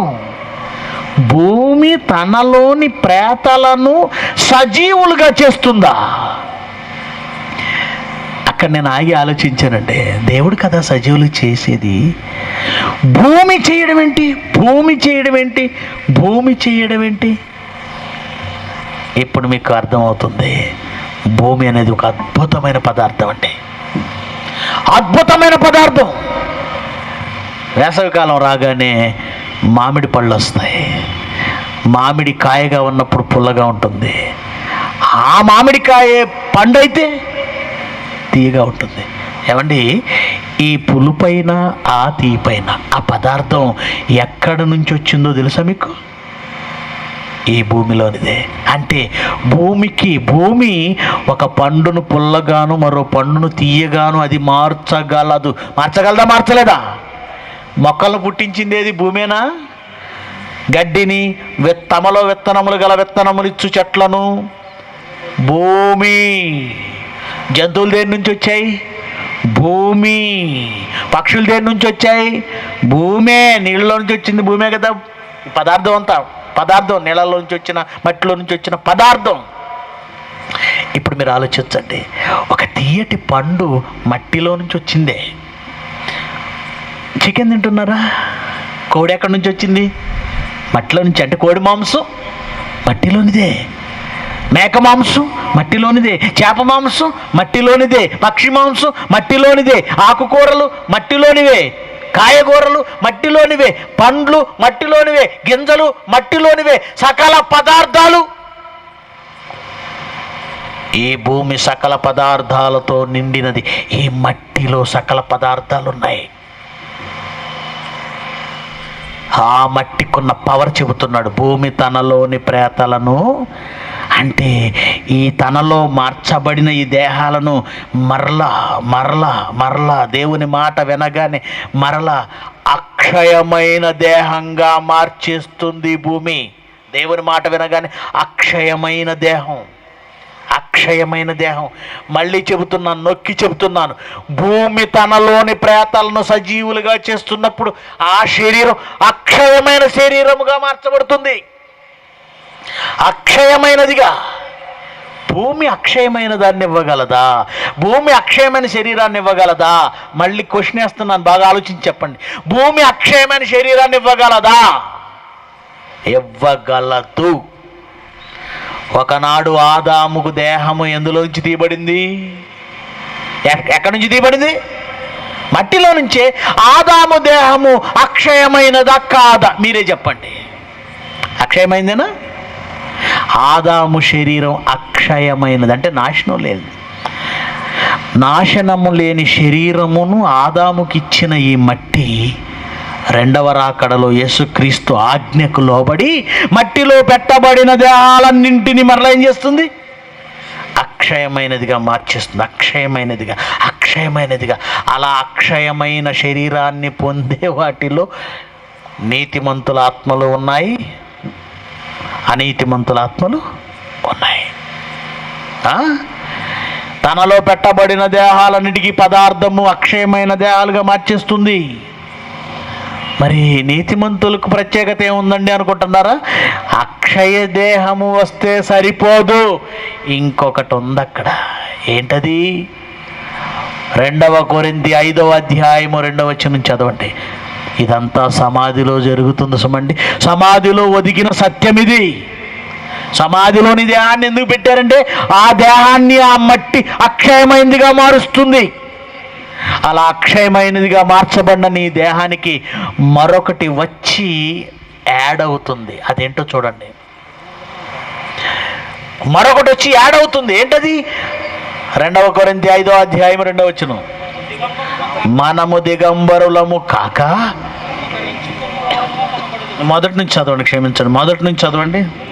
భూమి మీద మన నివాసమైన ఈ గుడారం, అంటే శరీరం గురించి, శిథిలమైపోతుంది ఏదో ఒకరోజు. అలా శిథిలమైపోయినను చేతి పని కాక దేవుని చేత కట్టబడినదియు నిత్యమైనదియునైన నివాసం ఎక్కడుందట? పరలోకమందు మనకొక నివాసం ఉన్నది, ఉన్నదని ఎరుగుదుము. ఇది చాలామంది ఎలా అర్థం చేసుకున్నారంటే, నా చిన్నప్పటి నుంచి మా ఊర్లో నేను విన్న బోధలు. ఏమండి, మనం దేవుడి కోసం బ్రతికి వెళితేనట పరలోకంలో దేవుడట మనకి ఇల్లు కట్టించాడట. దేవుడి కోసం బాగా బ్రతికితే మంచి బిల్డింగ్ ఉంటుందట. ఆ బిల్డింగ్లో ఫ్లోరింగ్ ఉంటుందట, అల్మరాలు ఉంటాయట, మంచి బెడ్లు ఉంటాయట, మంచి వంట సామాగ్రి ఉంటుందట. దేవుడి కోసం అప్పుడప్పుడు ఏదో ఆదివారం అలా వెళ్ళొస్తేనట మంచి ఇల్లు ఉండదట. ఇల్లు ఉంటుంది కానీ గచ్చు ఉండదట. కొంతమందికి రేకులు సరిగా ఉండవట. అందులో వస్తువులు ఏంటి? ఇదే బాధ. ఇది పరలోకంలో ఇల్లు అంటే ఏమనుకున్నారు? ఇక్కడ ఉన్న ఇల్లు లాంటి ఇల్లు దేవుడు అక్కడ మనం వచ్చేసరికి కట్టిస్తున్నాడని చాలామంది అనుకుంటున్నారు. చాలామంది మన దగ్గర ఉన్న వాళ్ళు కూడా పరలోకం నేటికి కట్టబడుతున్నది. నేటికి కట్టబడుతుందా? ఎవడు చెప్పాడు ఈ బోధ? సామెతల గ్రంథం 8వ అధ్యాయంలోనే సృష్టి కలుగుచున్నప్పటికీ పరలోకం ఉందని చెప్పాడు. ఆయన కలుగజేసిన పరలోకమును బట్టి సంతోషించుచు ఆయన చేసిన నరులను బట్టి అప్పటికే పరలోకం ఉంది. నువ్వేంటి ఇప్పుడు కడుతున్నాడు అంటున్నావు? మరి పరలోకంలో నివాసాలంటే మనం ఉండడానికి కట్టే ఇల్లు కదా? కాదు. మరి ఏంటవి? ఈ భూమి మీద మన నివాసం ఇదైతే పరలోకం నుంచి వస్తున్న నివాసం ఏంటో కంటిన్యూ చేయండి. అక్కడే ఉంది. మనము దిగంబరులము కాక వస్త్రము ధరించుకున్నట్టుంటుందట నివాసం. మనం ధరించుకుంటే ఎలా ఉంటుందట? వస్త్రము ధరించుకున్న వారి వలె కనబడుదుము. కాబట్టి పరలోకము నుండి వచ్చు మన నివాసం దీనిపైన ధరించుకుంటామట. మట్టిలో నుంచి భూమి తనలోని ప్రేతాలను సజీవులుగా చేస్తే, అంటే మట్టిలో నుంచి అక్షయ దేహం వస్తే పరలోకం నుంచి ఒక మహిమ దేహం వస్తుంది. అది మహిమ దేహం. ఆ మహిమ దేహాన్ని, ఆ నివాసాన్ని ఈ మట్టిలో నుంచి వచ్చిన అక్షయ శరీరంపై, అంటే అక్షయ శరీరం మట్టిలో నుంచి, పరలోకం నుంచి మహిమ శరీరం, ఈ రెండు మెర్జ్ అవుతున్నట్టున్నాయి. చూడండి, మెర్జ్ అవుతున్నాయి, మెర్జ్ కలుస్తున్నాయి. దీని మీద అది అమర్చబడుతుంది. మట్టిలో నుంచి భూమి తనలోని ప్రేతలను సజీవులుగా అక్షయ శరీరాలుగా మార్చింది కదా, ఈ అక్షయ శరీరాల మీద పరలోకం నుంచి వచ్చుతున్న నివాసము అమర్చబడుతుంది. చదవండి దాన్ని, ఇప్పుడు చదివిందని మళ్ళీ చదవండి. మనము దిగంబరులము కాక వస్త్రము ధరించుకుని వారిగా కనబడుదుము. కాబట్టి పరలోకము నుండి వచ్చు మన నివాసము దీనిపైన, అంటే ఇది ఉంటుంది, అక్షయముగా మారుతుంది, అక్షయమైనది మారుతుంది. దీనిపైన ధరించుకొనని అపేక్షించుచు ప్రస్తుతానికి దీనిలో మూలుగుచున్నాము. కంటిన్యూ చేతముడు. ఈ గుడారములో ఉన్న మనము భారము మోసుకొని మూలుగుచున్నాము. ఇది తీసేయబడుతుంది, పూర్తిగా పోద్దని కాదు, కానీ మర్త్యమైనది జీవము చేత మృంగివేయబడినట్లు ఆ నివాసాన్ని ఇదిగో అక్షయముగా మారిన దీనిపైన ధరించుకుంటాము. దీని నిమిత్తం మనల్ని సిద్ధపరిచిన వాడు దేవుడే. ఏమండి, యేసుక్రీస్తు రెండవసారి వచ్చినప్పుడు ఆయన పిలుపుతో ఒక్కసారి సమాధులు బద్దలైపోవటం, మనుషులందరూ వస్తారండి. నీతిమంతులు వస్తారు, వాళ్ళు గొర్రెల వలె కుడి ప్రక్కన, అనీతిమంతులు వస్తారు, వాళ్ళు మేకల వలె ఎడం ప్రక్కన. వీళ్ళకి అక్షయ దేహాలు భూమి ఇచ్చేసింది, అక్షయ దేహాలు ఇచ్చింది. కానీ పైనుంచి వచ్చిన నివాసము, దాన్ని మహిమ శరీరం, అది కేవలము నీతిమంతులకు మాత్రమే దక్కుతుంది. దుర్మార్గులుగా బ్రతికి, అనీతిమంతులుగా బ్రతికి, దేవుడి కోసం కాక తమ కోసం బ్రతికిన వారికి పైనుంచి వచ్చిన దేహం రాదండి. ఈ మట్టిలో నుంచి వచ్చిన అక్షయ దేహం మాత్రమే ఉంటుంది. దీనితో వాళ్ళు ఎక్కడికి వెళ్ళిపోవాలి? నిత్యాగ్ని దండంలోనికి వెళ్ళాలి. వెళతారా? వాళ్ళ శరీరంతో వెళతారా? వెళతారు. చెప్పాడు కదా, మీ కన్ను, మీ కుడి కన్ను నిన్ను అభ్యంతరపరిచిన ఎడల దాన్ని పెరికి నీ యొద్ద నుంచి పారవేయి. ఎందుకంటే 2 కన్నులు కలిగి నీవు నరకములో ప్రవేశించుట కంటే ఈ భూమి మీద 1 కన్ను కలిగి బ్రతికి జీవంలో ప్రవేశించుట మేలు కదా. అంటే ఏంటి? ఈ దేహముతో, ఈ దేహమును అక్షయంగా మార్చుకున్న నరకానికి వెళ్ళిపోతారనమాట దేవుడి కోసం బ్రతకని వాళ్ళు. చాలా ఆశ్చర్యంగా ఉంది కదండి. ఆ పైనుంచి వచ్చిన ఆ శరీరం దీనికి అటాచ్ అయితేనే మహిమ పొందుతుంది, లేకపోతే కేవలం ఒక అక్షయదేహంగా మారుతుంది. అక్షయం అంటే అర్థం ఏంటంటేనండి, నాశనము లేనిది. నాశనం లేనిది, మంటల్లో కాలదు, కానీ బాధ అనుభవిస్తుంటుంది, విపరీతమైన బాధ. అందుకే కీర్తనలో 49వ అధ్యాయం 14 వచనం చూడండి. కీర్తనల గ్రంథం 49వ అధ్యాయము 14 నుంచి. కీర్తనల గ్రంథము 49వ అధ్యాయము 14 వచనం. దేవుని కోసం బ్రతకని వారు, వారంటే ఎవరు? దేవుని కోసం బ్రతకని వారు పాతాళంలో మందగా కూర్చబడుదురు. అప్పుడప్పుడు గొర్రెల మందలను మనం చూస్తుంటేనండి, తొక్కేస్తారండి లారీలో. పాపం అవి పడుకోవడానికి ఉండవు, నిలబడ్డాక సరిగ్గా ఉండదు.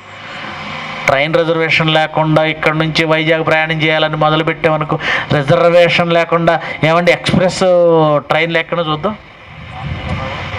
బాపురే, ఎవడు కాళ్ళు దొక్కుతున్నాడు, ఇది కాళ్ళు పెట్టుకొని కదిలించడానికి ఉండదు. ఎంత అవస్థ అండి. అలాంటిది అంతకంటే అన్యాయంగా వేస్తారు గొర్రెల్ని, మేకల్ని, కోళ్ళను. తోసేయడం, తొక్కేయడమే, కూర్చేయడమే. దేవుడు పాతాళంలో మనల్ని అలా కూర్చేస్తాడట, మందగా కూర్చేస్తాడు. పాతాళంలో వారిని మందగా, ఇక్కడ కుర్చీ లేకపోతే కింద కూర్చోవడానికి ఫీల్ అయిపోతావు. కింద కూర్చున్న పొరపాటున పక్కోళ్ళ తగిలితే అమ్మాయి అతలు దొరికి ఫ్రీగా కూర్చోవాలి. ఎలా కూర్చోవాలట? ఫ్రీగా కూర్చోవాలట. అబ్బా, మంచం మనకు ఫ్రీగా ఉండాలి, మంచం రూము ఫ్రీగా ఉండాలి, కూర్చున్న ఫ్రీగా ఉండాలి, నిలబడిన ఫ్రీగా ఉండాలి.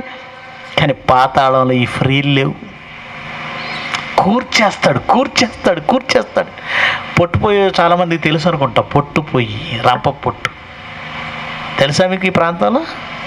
పోన్లేండి. ఆ రంపపు పొట్టునండి పొయ్యిలో ఇలా గట్టిగా కూర్చేస్తారండి. ఒక పొట్టు ఇంకో పొట్టుతో అతుక్కునేది గట్టిగా కూర్చేస్తారు. దేవుడు పాతాళములో మందగా కూరుస్తాడటండి. ఎందుకు? ఎన్ని కోట్ల మంది ఆ మందలోకి వెళ్ళిపోతారండి, ఎన్ని కోట్ల మంది. అలా వారు పాతాళంలో మందగా కూర్చబడిన తర్వాత మరణము వారికి కాపరి అయి ఉండును, ఉదయమున యథార్థవంతులు వారిని ఎలుదురు. అది ఇక్కడ నుంచి మీరు అండర్లైన్ చేసుకొని ఇంటికి వెళ్ళి 10 సార్లు ఆలోచించండి. లేకపోతే నేను చెప్పేది మీకు అర్థం కాదు, తప్పు చెప్పాను అనుకుంటారు. వారి స్వరూపములు అది వారికి స్వరూపాలు వచ్చాయి, మట్టిలో నుంచి వారు సజీవులయ్యారు. కానీ నివాసములు లేనివై. ఏ నివాసాలు? పై నుండి వచ్చే నివాసం మాత్రం వాళ్ళకి దక్కలేదు. వారి స్వరూపములు నివాసము లేనివై పాతాళంలో క్షయమైపోవును. వారి స్వరూపాలు పైనుంచి వచ్చే నివాసము దక్కక పాతాళంలో నాశనం అయిపోయాయి, క్షయమైపోయాయి. యేసుక్రీస్తు వెళ్ళిపోతూ అదే చెప్పాడండి. నా తండ్రిని నమ్ముచున్నారు, దేవుని యందు నమ్మిక ఉంచారు, నన్ను కూడా విశ్వసించండి. నా తండ్రి ఇంట అనేక నివాసములు కలవు, లేని ఎడల మీతో చెబుతాను. అనేక నివాసాలు ఉన్నాయి, మీకు స్థలము సిద్ధపరచ వెళ్ళుచున్నాను. నివాసములు అనగానే అక్కడ ఏదో ఇల్లు కడతాడు, మనకు ఫ్లాట్ కొలిసిస్తాడు, 5 సెంట్లు 10 సెంట్లు లేదా ఎకరము, అవి కాదంటే పరలోకం మనం వెళ్ళాలంటే అక్కడ నుంచి ఒక మహిమ దేహం మనకు రావాలి. ఆ మహిమ దేహం ధరించుకోవడానికి వీలుగా భూమి తనలోని ప్రేతల్ని సమాధిలోకి ఎందుకు పెట్టాడో తెలుసా? నీ దేహం ఎందుకు సమాధిలోకి వెళ్ళిందో తెలుసా? సమాధిలో ఈ ప్రక్రియ, ఈ మార్పు జరగాలి గనక. అదే సమాధిలో ఒదిగిన సత్యం. ఇది తెలియక చాలామంది అండి ఈ భూమి మీద ఏవో తమ ఇష్టానుసారంగా బ్రతుకుతున్నారు, తమ సుఖాల కోసం బ్రతుకుతున్నారు, ఈ జీవితాన్ని ఇష్టానుసారంగా ముగించేస్తున్నారు. కానీ సమాధిలోకి వెళితే వస్తుంది, ఈ భూమి నీకు మట్టి దేహాన్ని ఏమంటే ఈ అక్షయమైన దేహంగా మార్చి పాతాళానికి పంపిస్తుంది. ఎందుకంటే ఈ అక్షయమైన నాశనం కాని శరీరంతో అక్కడ అగ్ని ఆరదు, నీ పురుగు, ఈ పురుగు చావదు. ఏ పురుగు ఇది? తల్లి గర్భములో చిన్న పురుగు. ఇప్పుడు 60 కేజీలు 70 కేజీలు 80 కేజీలు తెచ్చుకున్నవే ఈ పురుగు. తల్లి గర్భంలోనికి వెళ్ళినప్పుడు చిన్ని కంటికి కనిపించని పురుగు వంటి యాకోబు పాతాళంలోనికి వెళితే అక్కడ అగ్ని ఆరదు, ఈ పురుగు చావదు. ఆ శిక్ష అనుభవించాలనే దీన్ని లేపి మరీ నీకు పంపించాడు అక్కడికి. ఇది సమాధిలో ఒదిగిన సత్యం. యేసుక్రీస్తు సమాధిలోకి వెళ్ళి తాను సమాధిలో ఉండి ఆ సమాధిలో అక్షయమైన దేహాన్ని ధరించుకొని పైనుంచి మహిమ దేహము ధరించుకొని ప్రజల మధ్యకు వచ్చి కనపడ్డాడు. ఇది నాయన సమాధిలోకి వెళ్ళిన తర్వాత జరగవలసిన కార్యక్రమం ఇది. ఎంతమందికి తెలిసింది? సమాధి దగ్గరకు వెళ్ళి మట్టి వేసి వచ్చిన వాడు ఇది ఆలోచించాడా? సమాధి దగ్గరకు వెళ్ళి దానికి పాలరాతితో కట్టినవాడు ఆలోచించాడా? సమాధి దగ్గరకు వెళ్ళి దానికి దండలు వేసేవాడు ఆలోచిస్తున్నాడా? సమాధి పేరుతో మీరు ఎన్నో కార్యక్రమాలు చేస్తున్నారు. అందులో ఉన్న సత్యం అర్థమైతే మన బ్రతుకులు ఇలా ఉండవు. ఒకనాడు ధనవంతుడు సమాధి అర్థం కాక ఎలా బ్రతికాడు, ఏమైపోయాడు? వింటున్న ఈ మాటలు, చూస్తున్న పాటలు, సమాధిలోనికి వెళ్ళక ముందే మీ బ్రతుకు ఎలా ఉండాలో నిర్ణయించుకోమని హెచ్చరిస్తున్నాయి. సమాధిలోనికి వెళ్ళక ముందు ఈ భూమి మీద మీరు బ్రతికిన బ్రతుకును బట్టే ఆ సమాధిలో మీ గమనమేటో మీ మార్పేటో నిర్ణయించబడుతుంది. ఇది సమాధిలో ఒదిగిన సత్యం.